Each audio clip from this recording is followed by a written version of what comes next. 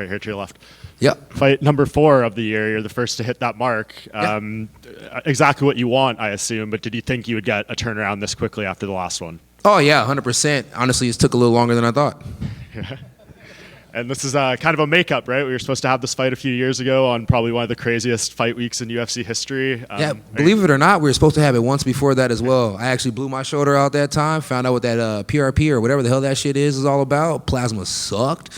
And then the second time we were supposed to run it, got my ass whooped by Chimaev. He kind of got his ass whooped by Jingalang, but the scoreboard said a W, so now we get out here and we said it right. Yeah, do you feel like you guys kind of owed this one to each other to finally do it? 100%. I'm a man of my word. You know, I told Wonderboy we'd stand up no matter what, and we stood up no matter what. And I told this guy no matter where we were in the rankings, we'd fight one day. I'm ahead and see if he can play catch up. Yeah, so the record for fights in a single year is 5. Yeah. We're at 4 now, and we're basically a little over halfway through the year. Yeah. So what is possible? It's 5 wins in a year, right?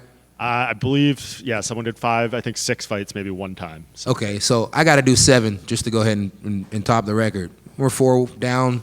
I think we get Neil Magny after this one since he's one of those fellow guys that has 5 wins in a row in a year, right? Yep. So that'll be 5, you know what I mean? And then we'll go get the 5th win against somebody else, and then we'll just go ahead and, I don't know. I mean, I can fight a lot, to be honest with you. And 170 pounds I'm learning each time, it's just not that fucking hard to get to.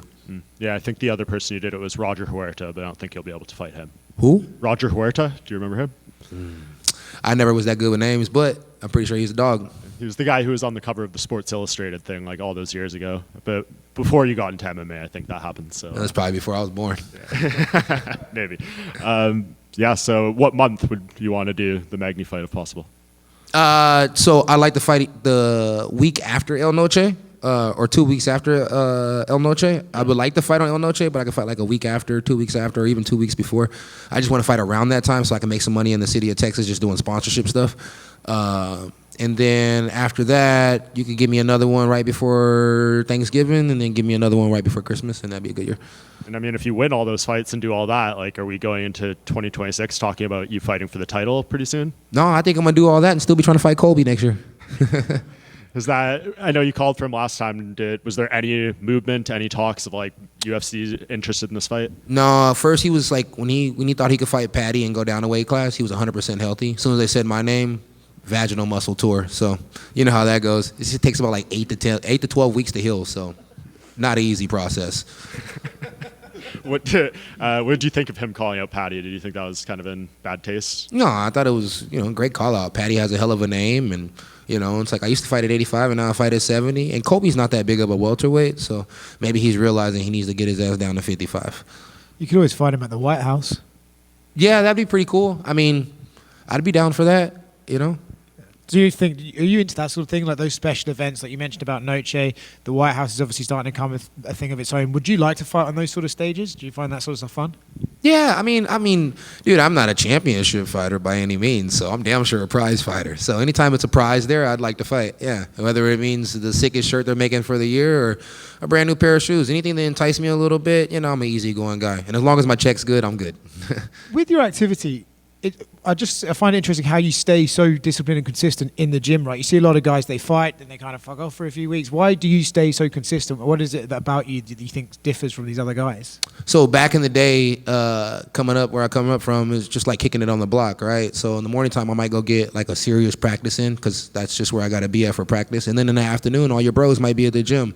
Or it might be vice versa. You might go kick it with the bros in the morning and then you have to go get a serious practice at night. So it's just a lifestyle. It's the same lifestyle I was living before I got into fighting dudes on the block. Now I'm just fighting dudes inside the octagon. It's the same exact thing. I get to train and have fun training because usually I'm hanging out with the bros. And all of my mitt holders I get along with, whether it's Coach Bobby, whether it's Coach Bob, whether it's my cousin Chico, whether it's Coach DP. I love my mitt holders and I love hitting mitts. So that practice is an easy practice. And then the one practice that I usually don't look forward to is wrestling. And we all know I fucking hate wrestling, but it's part of the job, so we get it done. And do you do anything special for recovery, or are you just kind of fortunate in that you get out of these fights mostly unhurt? I know you had the injury with the Wonderboy and stuff. But. So anytime I'm feeling banged up and bruised up, I will make a trip to Houston ASAP, and I'll go see Dr. Tran. If I'm in camp and I'm able to do camp smart, I got a doctor out there, Dr. Tran. Everybody that lives in Houston that does athletics, they know Dr. Tran is the man, and I'm willing to put my money on him against anybody at the PI. So When I need recovery, I go see Dr. Tran. Other than that, I just smoke weed and fuck bad bitches. God bless. Thank you. That's it? What's up, Kevin? How you doing, bro? Pretty good, and yourself? Doing great, man. Is this your first time in New Orleans? I'd imagine no, right? Yeah, it actually is. wow. I live in Texas, but I never come down this far.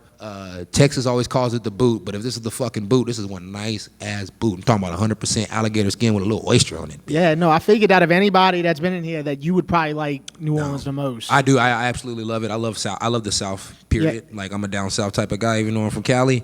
And I plan on absolutely coming back, shooting some gators or shooting whatever else they got out here to shoot. Hopefully we find some hogs. And you know the crowd gonna love it when you come out to Young Boy, which I mean, You already know. You already know. I was just You hoping know. so, man. You already know. Aside from being a UFC fighter, which you're great at, you have a part-time job, which I've noticed it's like being Batman. You know what I'm saying? Yeah. You saved somebody from a shooting, a carjacking, and you even saved somebody from a tractor trailer being flipped over. They were stuck in that. Yeah. How do you multitask all this stuff to where you're like, you know what, man, I'm just gonna go save somebody's life right now? You know what? Young Boy got that song, They Scared to Go Outside.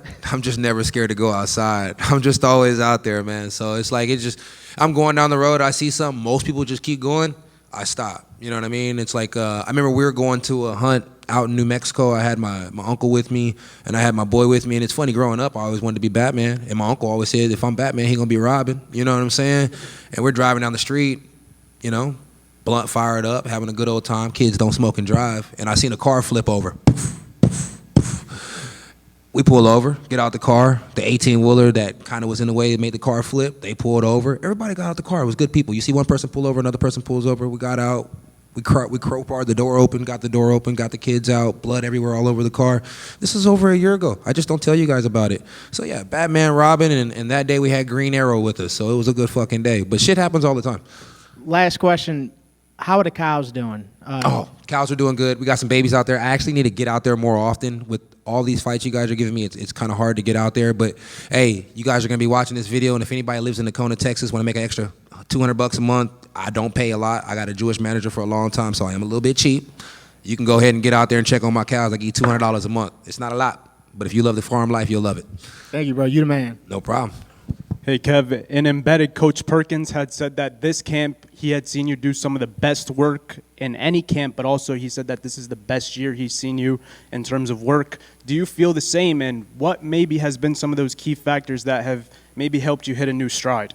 Yeah, I mean, I'm doing this run at welterweight, trying to get the most fights I can in a year, most wins I can in a year at welterweight. It was crazy. When I did it at 85, you would think since I had no weight cut whatsoever that it would have been an easy year. But for some reason that year, I had knee braces on my knee when I fought the dentist dude. And then, a couple of the other fights, I was banged up. And I was supposed to fight D-Rod that year, and my shoulder ended up going out. It's like I had a lot of bangs and bruises in 2020, and then I'm doing the same thing out here in 2025, and we got to know I'm 5 years older. And I feel way better. So I guess black really don't crack. And I don't plan on wrinkling, so I'll be all right.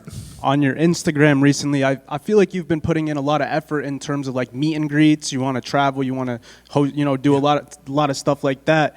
Obviously, the fans love watching you talk on your Instagram.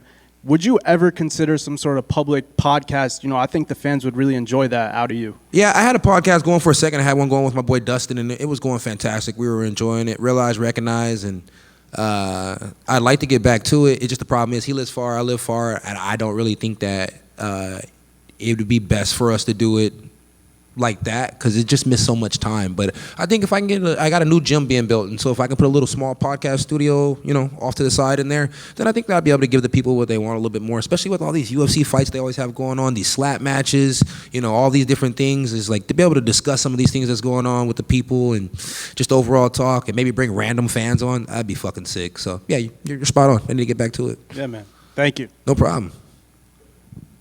Kevin, Devin Johnson, I just wanted to ask, what led to your transition from maybe street fighting into focusing on becoming a professional fighter? I got kicked out of high school, and then I went to this continuation school, and there was this dude named Mark Seafood Kennedy. And when I went in there, I said, all these guys are doing this fake fight. And I remember he hit me with a punch called a thrust punch. And I was like here at this part of the classroom, then I was over here on this part of the classroom. And I was like, whoa. So then I got up, and I ran back out the dude, and he just completely kicked my ass. And so that's when you guys were like, you weren't like amazed that Wonder Boy kicked your ass? No, old people always kick my ass. You know what I mean? He whooped me so bad that day that I was just addicted. And so after that, I just couldn't stop training martial arts. Kung Fu from then on out. Kevin, let's say at the end of the year, Joshua Van in the December pay-per-view, say he wins a title, you win your 6th fight of the year. What does that sound like? Is that what you envision? Yeah, honestly, that'd be the way for me to set the record. That'd be the way for me to break the record. I mean, if you know, you know, I train in Houston nonstop. I train at Main Street in the morning, and I train at 4 Ounce at night. So it's for me to see, you know, Josh Van get that title shot at the end of the year. You know, it would be a really, really sick card if you put Derek Lewis versus Tom Aspinall on that card, and then Josh Van versus Pantoja on that card, and then me versus whoever the fuck sucks in the welterweight division on that card. That way I can guarantee a win. That'd be a fantastic night and a hell of a way to end the year. So, yeah, if you guys need a way to make December 3rd, Mick and Sean, put a few fights out there. There it is. Sounds like a plan. Yes, sir. All right, guys. Appreciate you guys. Have a good one. Enjoy NOLA.